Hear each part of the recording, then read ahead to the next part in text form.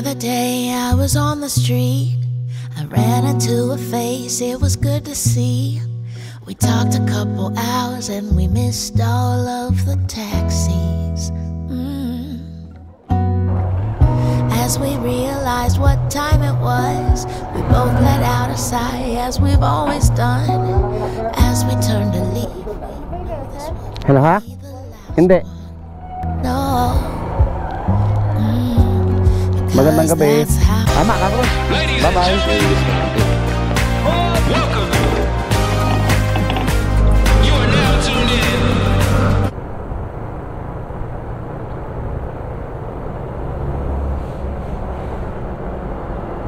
Ay, ito na pala yun.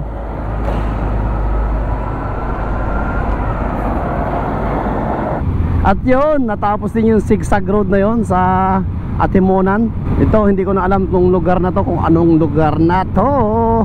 Diretso lang tayo, basta pabikol tayo, Bicol. Oh, Atimonan.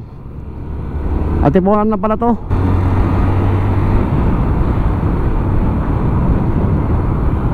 Ito pala ang Atimonan. Okay, Bicol, Gumaka. Dito tayo. Atimonan proper lang yan eh. Dito tayo, pabikol to eh.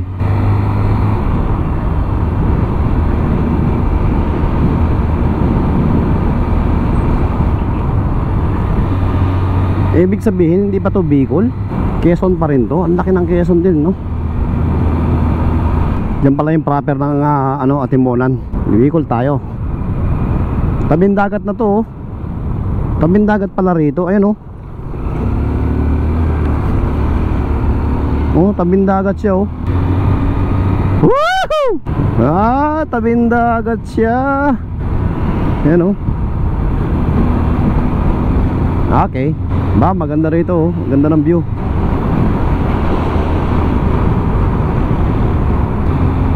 Ganda rito, ah. Tabing dagat ang kalsada. Parang Iloilo lang din.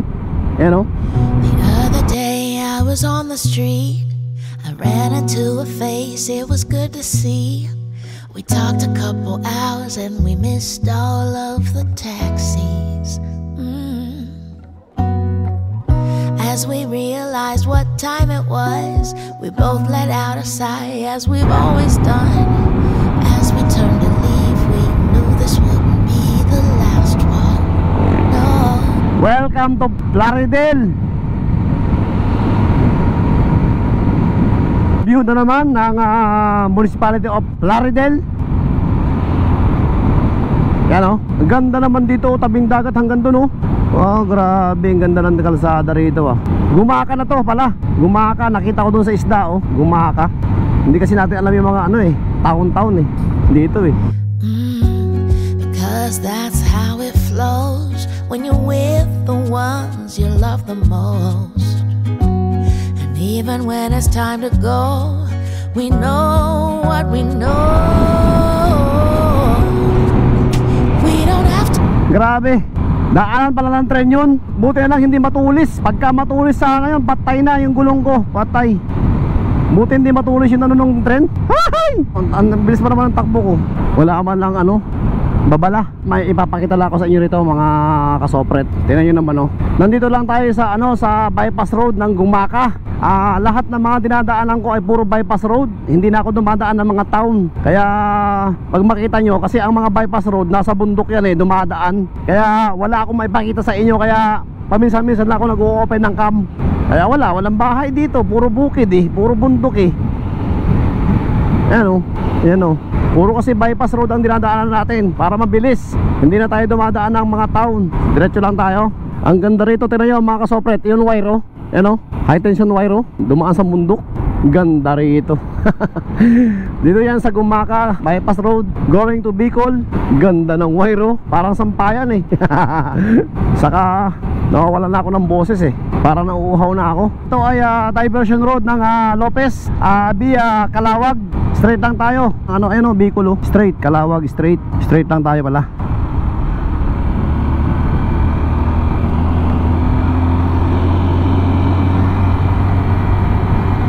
Going to Bicol tayo. Ayan, Bicol, Calawag. Ito, anong gagawin dito? Tulay? overpass to Manila to Katanauan. Kalawag. Yan na. Papaliko na tayo rito eh. Pabicol na to, Pabicol. Parang ito na yata yung pinakalas na town ng Quezon yata. Hindi ko lang alam. Tira lang natin.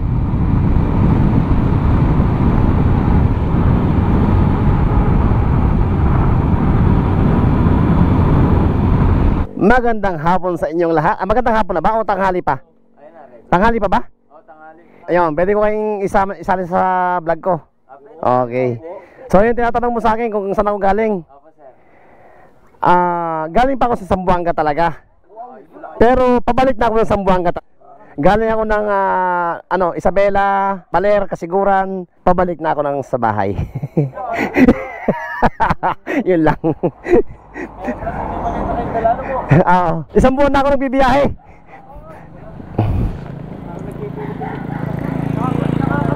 Pa? Neutral. Teka lang po. Iba nyo siya magbiyahe, ano? Pa? Hindi naman, ano lang. Okay lang. Hindi ko masagot eh. Nakakapagod din talaga. Teka. Okay na po. Alright, we are living now in Calawag, Quezon. Tinanong ko doon, ito na daw yung pinakadas na bayan ng Quezon, itong Calawag. Kasi pagdating daw doon is Bicol na daw yan eh. Straight lang tayo. Mag-open lang ako ng cam pag nasa Bicol na tayo. Next na bayan ay Tigkawayan. Nabasa ko ron eh. O Tagkawayan. Tigkawayan. Ambot. Sige na lang. Tignan ko, ipapakita ko na lang sa inyo ron mamaya. Mga ilang kilometro pa, 2-3 kilometers pa daw eh. Come to Bicolandia.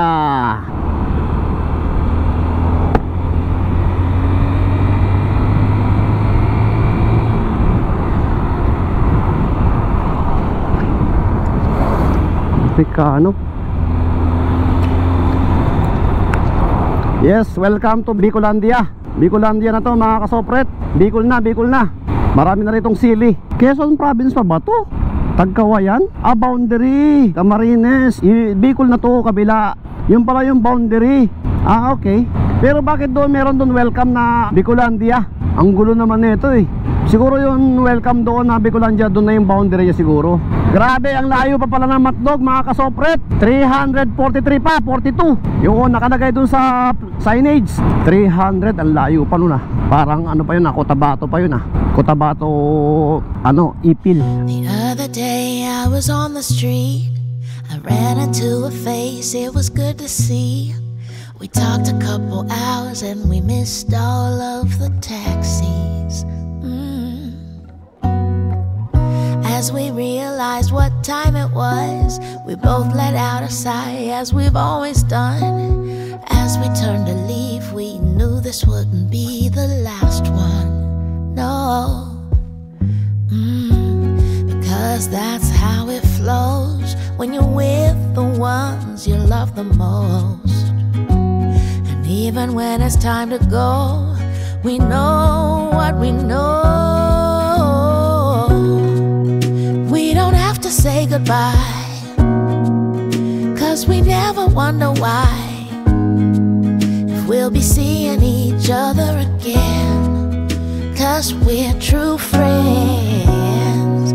See, I'll always be around, whether here or heaven bound. We'll be seeing each other again, 'cause we're 300 plus pa. Kayang-kaya na maghapon yun hanggang alas 3. Matnog. friends, true friends. Oh, 'cause that's how it flows when you're with the ones you love the most. And even when it's time to go, we know what we know. We don't have to say goodbye, 'cause we never wonder why, if we'll be seeing each other again, 'cause we're true friends. You know I'll always be around, whether here or heaven bound. We'll be seeing each other again, 'cause like a bookmark in the heart. We'll pick back up where we started, like a bookmark in the heart. We know right where we are, like a bookmark in the heart. We'll pick back up where we started, like a bookmark in the heart. We know right where we are. We don't have to say goodbye, 'cause we never wonder why, if we'll be seeing each other again, 'cause we're true friends. You know I'll always be around, whether here or heaven bound. We'll be seeing each other again, 'cause we're true friends.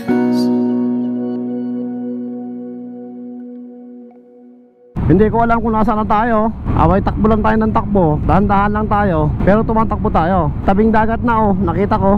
Saan kaya ito? Tignan ko nga sa mapa kung nasaan to. Aragay na. Diretso tayo. Sipukot. Medyo pagod na ako. Sipukot ba to? Sipukot. Tama. Ito, Naga Legazpi ta. Tapos pagkakaliwa. Pagkakaliwa is Dait. Kanan is Naga Legazpi. Via Matnog.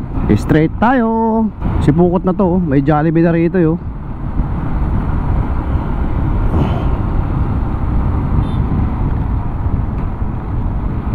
Taas ng gasolina, 66 boy. 66.90 na.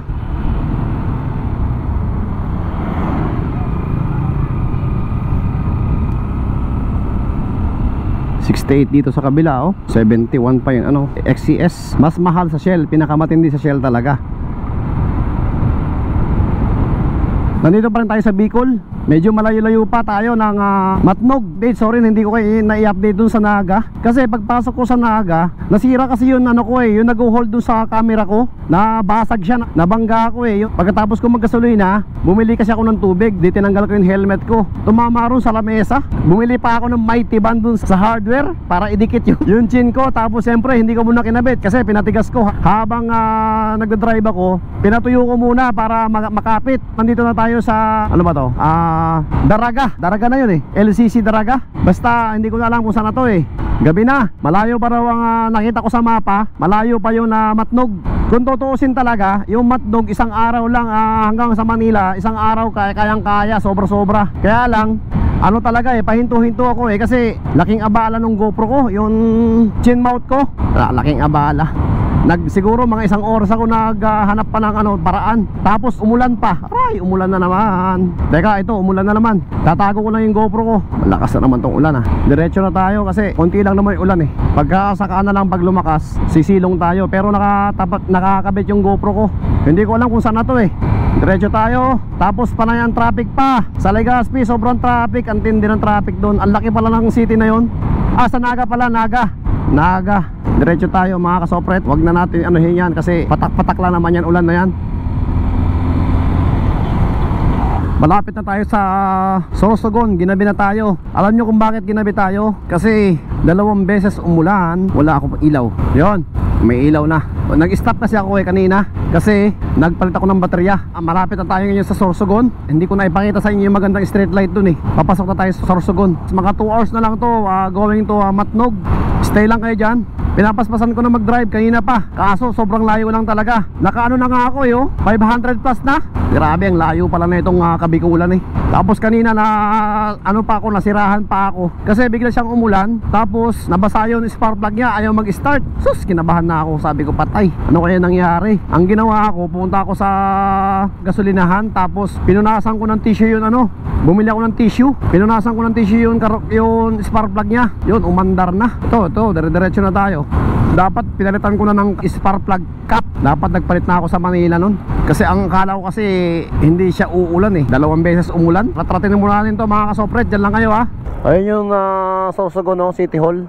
Isa pala tong lalawigan ang Sorsogon. Maganda rito. Ayun Luwag ng Sorsogon Lapad ng kalsada rito. Street light, ang ganda.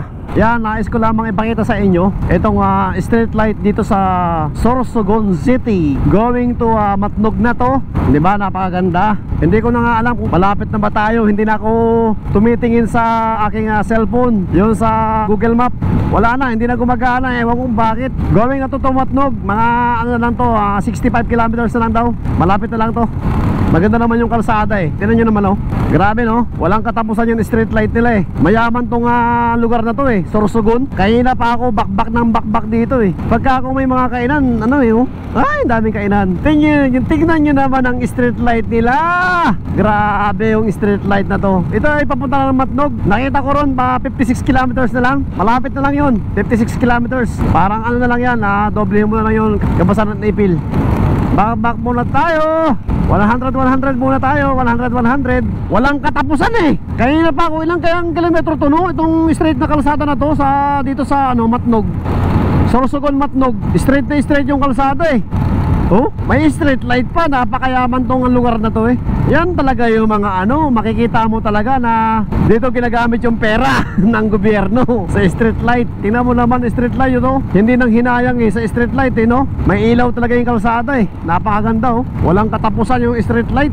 Station 1 tayo mga kasopret. Ang layo nung checkpoint dun Patay tayong ilaw kasi sa kaya to. Station 1 daw tayo Station 1, hello. Sige, salamat po.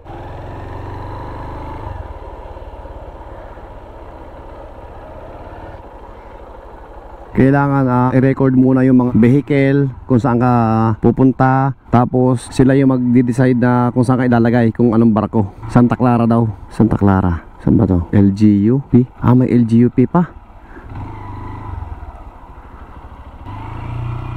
Ito yata.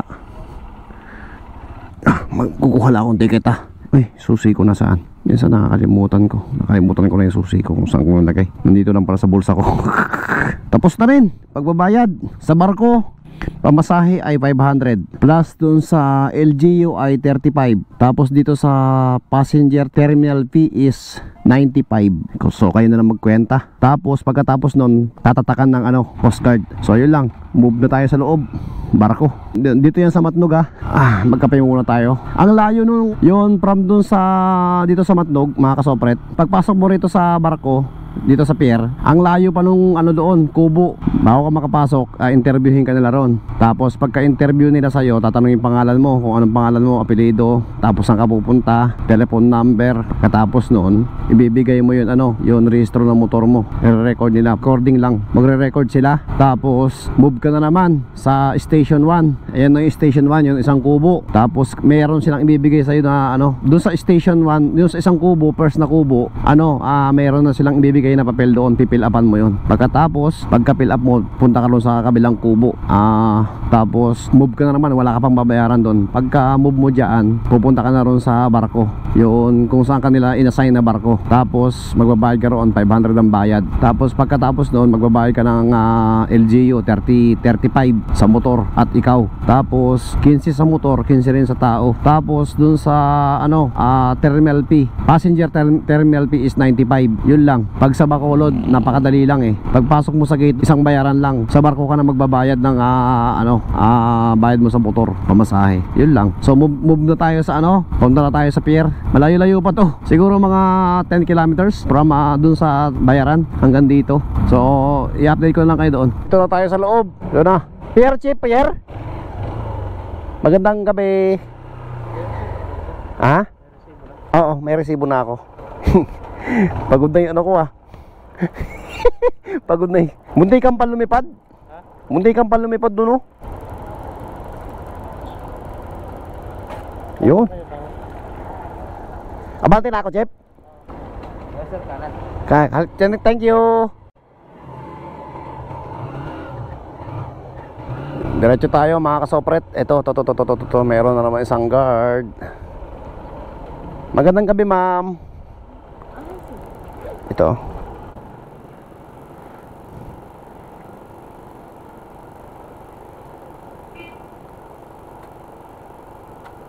Thank you, ma'am. Abante na, ma'am. Thank you.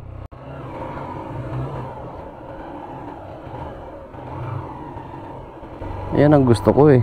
Tapos, ibig sabihin makakasakay ako ngayon. Ang daming truck dito. Saan kaya tayo pwesto? Guard! Diretso, saan ako diretso? Thank you, guard! Standby muna tayo dito mga kasopret. Grabe, ang dami rito truck oh. Kubo daw eh. Ha? Dito tayo? Ano? Check kami pa tayo ulit? Dito yata tatawagin yung tinanong ko sa Taklaran. Yes mga kasopret, standby na kami dito sa Santa Clara. Santa Clara daw yun yung sinakyan namin barko. Waiting lang kami rito. Few moments later. Papasok na kami mga kasopret. Hello, magandang gabi guard. Ang laki pala ng barko. General Santos, laki pala. Papasok na tayo mga kasopret. Like a bookmark in the heart, we'll pick back up where we started. Like a bookmark in the heart, we know right where we are. Like a bookmark in the heart, we'll pick back up where we started. Like a bookmark in the heart, we know right where we are. We don't have to say goodbye, 'cause we never wonder why, if we'll be seeing each other again. 'Cause we're true friends. You know I'll always be around, whether here or heaven bound. We'll be seeing Hello, ha? each other Hindi. again, 'cause we're true friends. Magandang gabi.